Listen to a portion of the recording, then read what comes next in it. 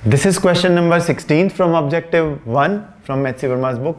अब इसमें आपको दिया हुआ है कि ये पूरा का पूरा पानी से भरा हुआ एक क्यूबिकल ब्लॉक है, तो इट इज़ कम्प्लीटली फिल्ड, इसमें खाली जगह नहीं है। इसको हम राइट की तरफ किसी भी एक्सेलेरेशन ए से एक्सेलेरेट करते हैं, ये उस तरफ एक्सेलेरेट करते हैं। मान लीजिए किसी फ्रिक्शनलेस हॉरिजॉन्टल फ्लोर पे इसको हमने रखा हुआ है।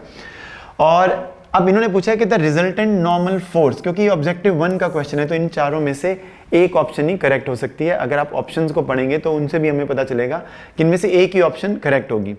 तो how can we logically solve this question.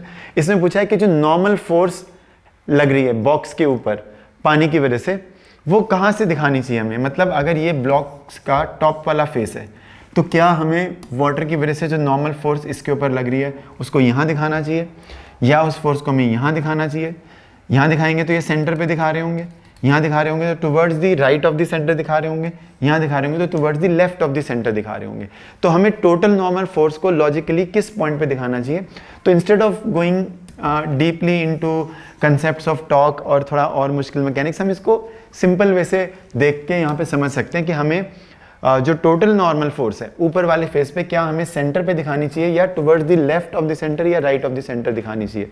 फिर बिकम जीरो को तो आप समझ लेंगे कि ये जीरो नहीं बनेगा जब हम इस रीजनिंग को करेंगे।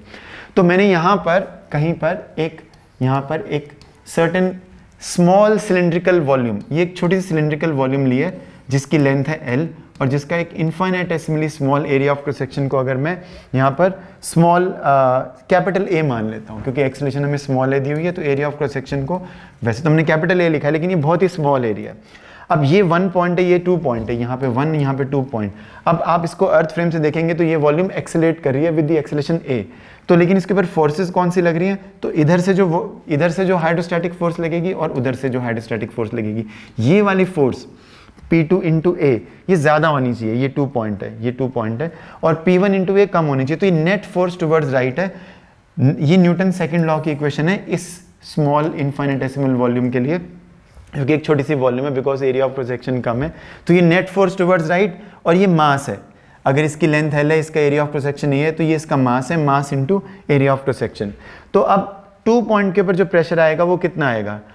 तो अगर मैं एक टॉप के ऊपर यहाँ पर ब्लॉक के ऊपर, ब्लॉक के फेस के ऊपर एक पॉइंट B लेता हूँ, तो B पॉइंट के ऊपर जो प्रेशर होगा प्लस रो जी वाई, क्योंकि B पॉइंट के ऊपर प्रेशर कितना होगा, B is a point just on the जहाँ पे वाटर जो है इस क्यूबिकल ब्लॉक को टच कर रहा है, ठीक है। तो वहाँ का जो प्रेशर अगर PB हम दिखा दें तो PB into PB plus rho g y 2 point का प्रेशर आएगा, और PA plus rho g y ये 1 पॉइंट का प्रेशर आएगा। तो अब इसमें से आप देख सकते हो कि इसमें रो जी वाई, क्योंकि दोनों हमने एक हॉरिजॉन्टल इनफाइनिटेसिमल वॉल्यूम ली थी तो रो जी वाई वाली टर्म तो दोनों से कैंसिल हो गई।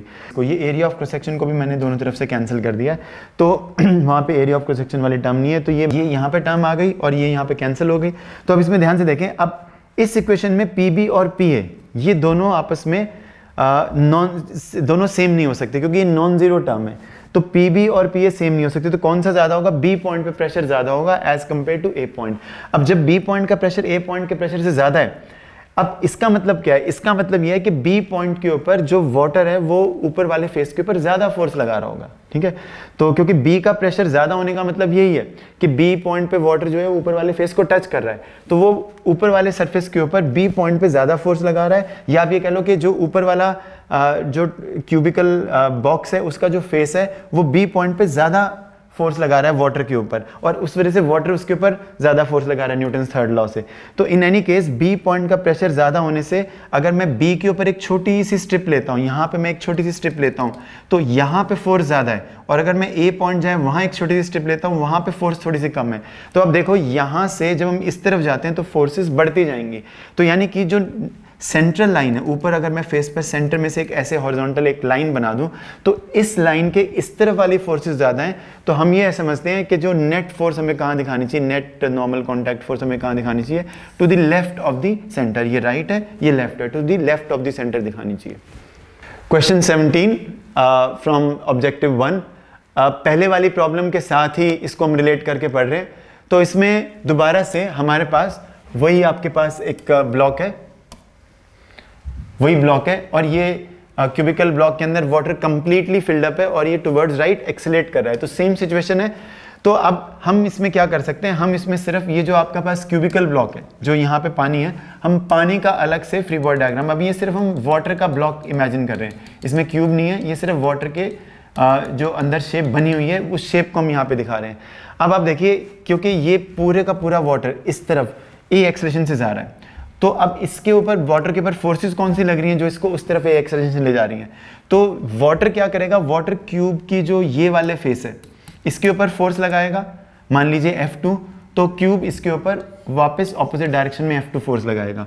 और वाटर अगर क्यूब के इस फेस के ऊपर, जो लेफ्ट वाला फेस है, उसके ऊपर अगर F1 मैग्नीट्यूड की फोर्स लगाता है तो क्यूब का फेस भी उसके ऊपर F1 मैग्नीट्यूड की फोर्स लगाएगा न्यूटन्स थर्ड लॉ से। अब इन दोनों फोर्सेस में से F1 को ज़्यादा होना पड़ेगा, F1 माइनस F2, क्योंकि ये जो ब्लॉक है वाटर का, जो भी इसका मास है लेट अस से m, ये उस तरफ a एक्सेलरेशन से मूव कर रहा है। तो F1 माइनस F2 has to be equal to ma, and a is a positive quantity, m is a positive quantity. तो F1 का इसमें F2 से ज़्यादा होना ज़रूरी है, तभी उसको उस तरफ एक्सेलरेट करने के लिए नेट फोर्स मिलेगी।